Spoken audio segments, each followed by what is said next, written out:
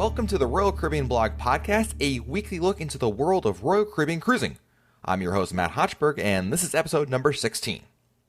If there's one topic that has really captured the imagination of Royal Caribbean fans lately, it has to be Royal Caribbean's next cruise ship that's under construction, Quantum of the Seas. This brand new ship is also a brand new class of cruise ships, so this week we're going to preview this new ship, share what we know, what we think we know, and what we have yet to find out. Here we go.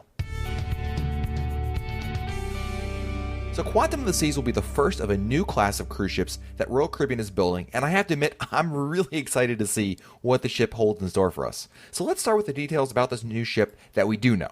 Quantum of the Seas will be part of the Quantum class of ships, which was originally known as Project Sunshine. Now, Project Sunshine is something of a code name, and code names, like Project Sunshine, are common in the cruise industry, and it's a name that the cruise line uses to refer to new builds before they're ready to be given a real name. As an example, prior to the Oasis class getting its name, it was known as Project Genesis, so little tidbit for you there. Now, Royal Caribbean announced back on February 11th, 2011, that it had ordered the new ship that would later be known as Quantum of the Seas, and we had known a little bit that Royal Caribbean was probably going to be doing something a little bit before that, and they formally announced it back in February. Now, the ship is being built at Meyerwerft Shipyard in Papenburg, Germany, and right now her first cruise is scheduled to be in November 2014, and she'll be home ported in Cape Liberty, New Jersey. Now, Quantum of the Seas will be larger than Freedom class, but it's going to be smaller than Oasis class, so this will not be the largest cruise ship in the world when she debuts. Quantum of the Seas will also be able to accommodate about 4,180 passengers at double occupancy, with a maximum occupancy of 4,905 if they squeeze in as many people as possible. Royal Caribbean has announced that Quantum of the Seas will have a sister ship called Anthem of the Seas, which will be delivered in spring 2015, and a third yet-to-be-named Quantum-class sister ship that will be delivered in mid-2016. Now, as of the recording of this podcast, there's also another option for Royal Caribbean to order a fourth ship in the class, but again, that hasn't been exercised yet, and it remains to be seen if they will do that. Now, in terms of what will be on the ship, there's a number of Royal Caribbean firsts, and frankly, Royal Caribbean has really done everything it can to, like they often like to say, wow their guests. First is the virtual balconies, which are 80-inch LCD screens that some inside staterooms will have that display images from the outside of the ship to give passengers the feel of having a view. Now, the screens will be broadcasting real-time images of the ocean or port, wherever you are, so passengers can feel like they're experiencing what their fellow passengers in balcony staterooms would have as well. Now, Royal Caribbean CEO Adam Goldstein admitted that they borrowed the idea from Disney Cruise Line, who designed virtual portholes from their ships. Frankly, I think this is a great idea, and I'm really excited for this feature because I really think it's going to make inside staterooms more desirable than ever before. It really is an innovative idea that is simple, really, in terms of its implementation, but really transforms it. And again, it's one of those things that's quintessentially Royal Caribbean. Next, we have the North Star. And North Star is an observation pod attached to a giant arm on top of the ship. This thing is crazy in a good way. It's going to take passengers 300 feet up above the surface of the ocean, and it's going to offer amazing vistas to see all around your ship, which I think is actually going to be really cool in port. A lot of the animations they've shown have been the ship in the middle of the ocean, but I think it'll be really cool. Imagine you're on these islands that, a lot of these Caribbean islands aren't very large. St. Thomas is an example of that. And being up 300 feet in the air, you can get an amazing view of it. The pictures are going to be amazing. I'm just going to spend the whole time looking through the viewfinder. I'm going to have someone remind me, oh yeah, Matt, you should probably actually look outside. There's also going to be Seaplex, an entertainment center at sea, and this is a multi-purpose venue that's going to offer a lot of things. There will be bumper cars, yes, bumper cars, full-size indoor basketball court, flying trapeze school, and roller skating area. Now, the second level of Seaplex will also feature quote-unquote food truck casual dining, along with table tennis, air hockey, and foosball tables. Now, it sounds like the ice skating rink is gone from a Royal Caribbean ship, but the idea of a multi-purpose venue, I think, really adds a lot of different things that guests can experience, so it's far less limiting. The idea of maybe one day there's bumper cars and the next day there's the flying trapeze school, which, by the way, I'm not going to be doing flying trapeze school, but I am all about bumper cars. Little variety is always great, so it's not always, you've done one thing and then you've done it for the rest of the cruise. No, they're just going to be changing all day. Another really cool innovation coming to Quantum of the Seas will have a brand new lounge called 270 that's 2 decks high and features a 270-degree panoramic ocean view, hence the name. Now, 270 is going to be, there'll be a cafe here as well, and an ice bar. At night, the whole 270 lounge is going to be reconfigured to become like a Cirque du Soleil style show with 5 robotically controlled 100-inch LCD television screens to provide digital backdrops. I think, really, this is going to be an underrated aspect of Quantum of the Seas, and it really sounds amazing, both in terms of technology and ambiance. I love the idea of this multi-purpose. Again, in the daytime, it's a cool place to go, have a drink, read a book, enjoy the view, and at nighttime, it's a whole new show area, and the best part is it's one area, so they don't have to dedicate another whole new venue just for something else. It's cool. Now, there's also going to be Ripcord, which is a skydiving simulator, and basically, it's an enclosed tube where high-speed fans push air up into you, so you get the sensation of skydiving without, the fear of dying. Now, Ripcord is being made by a company called iFly, and there's a few of these Ripcord simulators actually all around the country, so if you want to go try this out now, you can go do that. What I think about, look, am I the most interested in skydiving simulators? Probably not, but I do think this is a quintessential Royal Caribbean offering, and it really follows in the footsteps of some of the other things Royal Caribbean has done, like the rock climbing wall and the flow rider, in terms of offering guests something that's really hard to do elsewhere. It's not something, even though there are flow riders around the country, there are rock climbing walls around the country, and there are skydiving simulators around the country, it's not the easiest to find. There's also some other things that we know about Quantum of the Seas, so here's a couple of them. First of all, Royal Caribbean says on average, the staterooms on Quantum of the Seas will be about 9% larger than those on the preceding Oasis class. And larger staterooms, as we all know, is always a good thing. That's great. Also, don't worry, some of your other Royal Caribbean favorites will be on the ship, including the Flow Rider, Theater, Casino, and the Royal Promenade, although it's going to be slightly different than we know it currently. I think it's going to be basically a scaled-down version. We'll get more details as we get closer. Also, Jimmy Rhodes will be the cruise director. Some of you may have cruised with Jimmy on some other Royal Caribbean cruises, and he's well loved among many different people out there, and it's a great choice. Also, Royal Caribbean is helping to build a brand new cruise terminal in Cape Liberty, New Jersey, just for this ship. So it's going to be a brand new terminal, and even if you've cruised on, say, Explorer of the Seas out of Cape Liberty, it's going to be a whole different experience, and that new terminal should be ready just in time for Quantum of the Seas to come out there. So, in a nutshell, that's what we know about what's coming to Quantum of the Seas. Now, rest assured, Royal Caribbean has lots more planned because we still don't know much, if anything, about the dining on board and some other entertainment options. We also don't know about the Broadway show that may or may not be coming. We're pretty sure that there is one coming. We don't know what it's going to be, but we have some indications that they're probably working on some show to come there. And again, following that trend that they've been doing recently of adding Broadway shows that has been really, really popular. I'm really excited about Quantum of the Seas because it sounds like it's the sort of cruise ship class that has really put Royal Caribbean on the map before. Technologically speaking, it's going to be a beast, and that's a good thing. Royal Caribbean is always looking for ways to use tech that will improve the guest experience. And to that point, I actually interviewed a design manager working on Quantum of the Seas for an article that was actually posted last week on Royal Caribbean Blog, so you check that out. I'll put the link in the show notes to it. But she told me that the designers are calling Quantum of the Seas, quote, the technology ship because of how much tech they're putting in there. And as a nerd, I really enjoy that. I think it's great. I'm really looking forward to geeking out on the ship. Now, because we don't know everything about the ship yet, I don't think it's quite fair to start comparing it to other ships, but I do believe that everything we've been told so far points to this being a really cool ship. The innovations on board, along with the beauty of the renderings, really point to another great family cruise ship. I think Quantum of the Seas isn't trying to outdo the Oasis class, but rather it's the offspring of Oasis of the Seas and Freedom of the Seas. Now, both of these ships are among the best Royal Caribbean ships ever built, so I'm expecting more of the same with Quantum. The other reason I'm really excited about Quantum of the Seas is because Royal Caribbean is indicating that it's a really big deal for them, and they're going to try everything they can to make the ship blow everyone's expectations out of the water. We're about a year away from the inaugural cruise sailing, and you can expect an avalanche of more news coming regarding the ship. Now, Royal Caribbean is going to loosen that faucet handle of news as we get closer to that first sailing, so you need to be prepared for the coverage from every angle. And of course, Royal Caribbean blog will have as much and everything that we can post on there about this new ship, so stay tuned. Now, I also want to mention that Royal Caribbean blog, speaking of which, is planning a group cruise for all of our blog readers and podcast listeners on Quantum of the Seas for the March 21st, 2015 sailing, and I'm inviting you to join us. Now, I'm serious. This isn't just a generic thing. I really want everybody listening to this podcast to join us for it.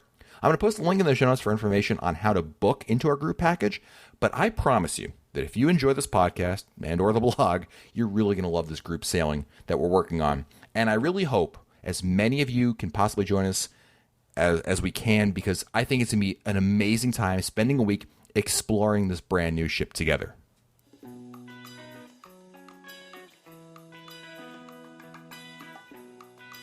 Let's go to our listener feedback, one of my favorite things to do ever. And we're going to start with an email from Tom and Diane Trinowski.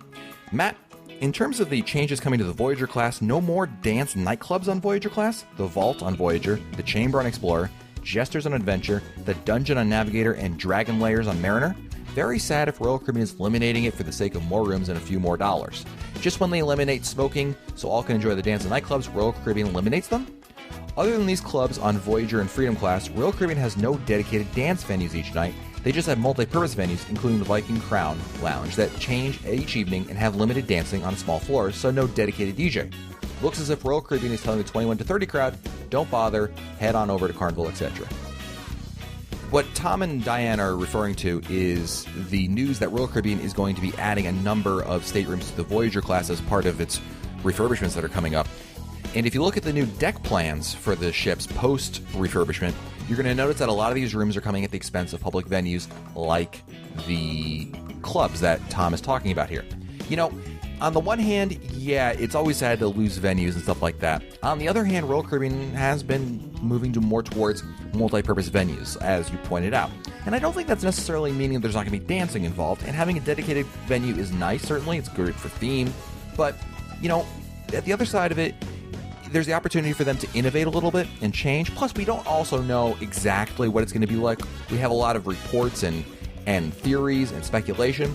So let's see what happens with it and how it actually turns out. Because you know what? I'm going to give them the benefit of the doubt here that it's not going to be, like this is going to be a dull, boring cruise or anything like that. I think there's going to be plenty of opportunities to dance.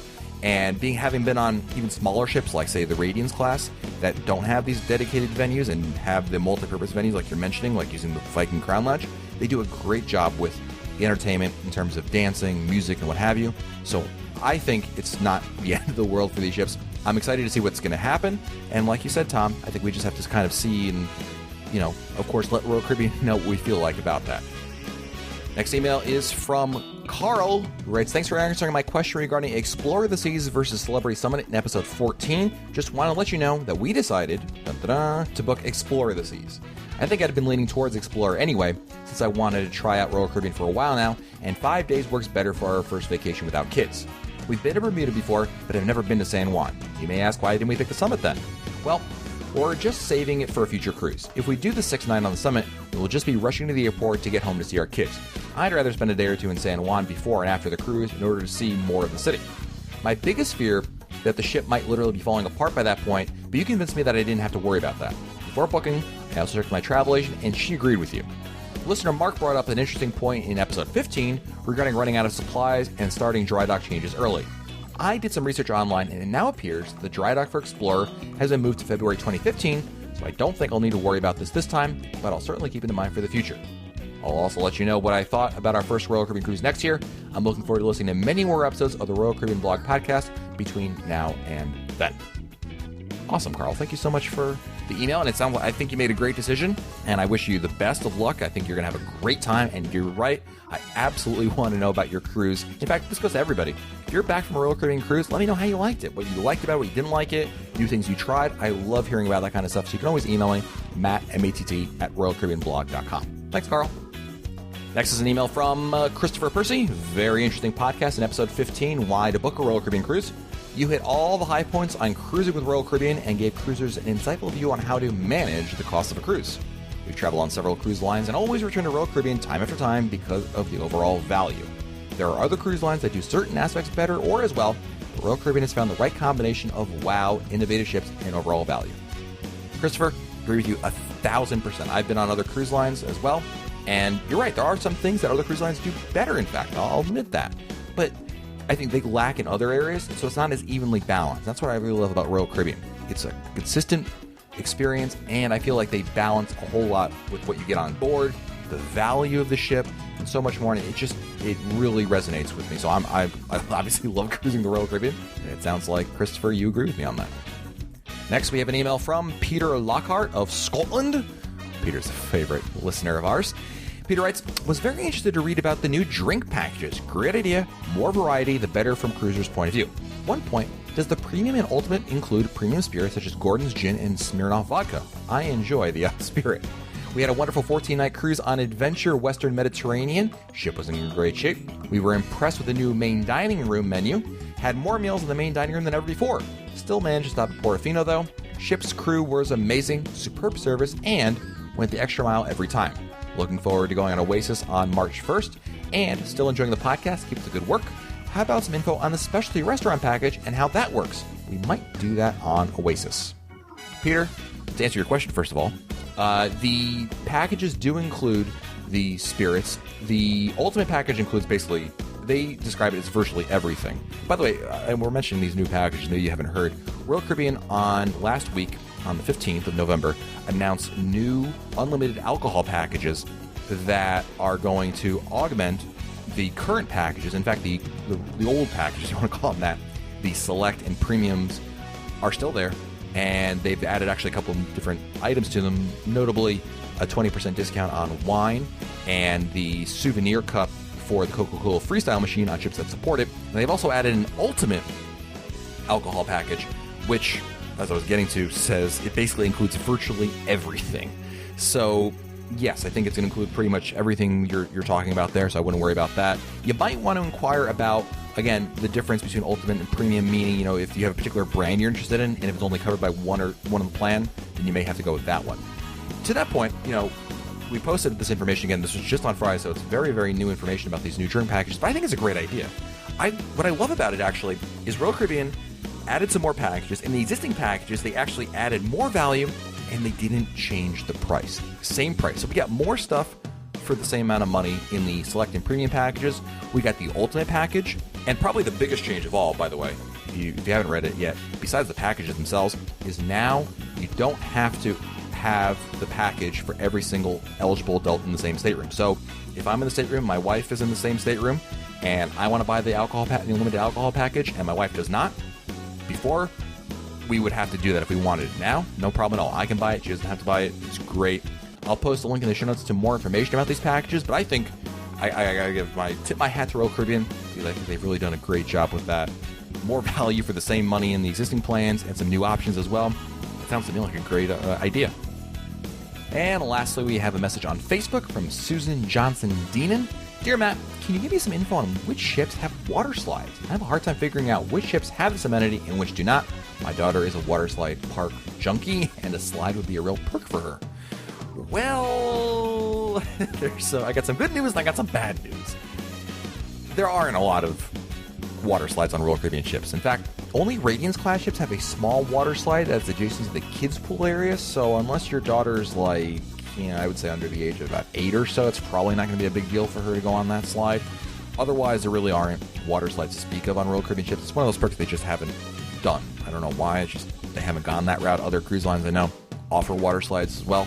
So from that standpoint, yeah, you're not going to get a water slide, unfortunately. But, there are obviously some fun things. There's the water park again for kids. Don't forget the H2O zone on some of the newer ships.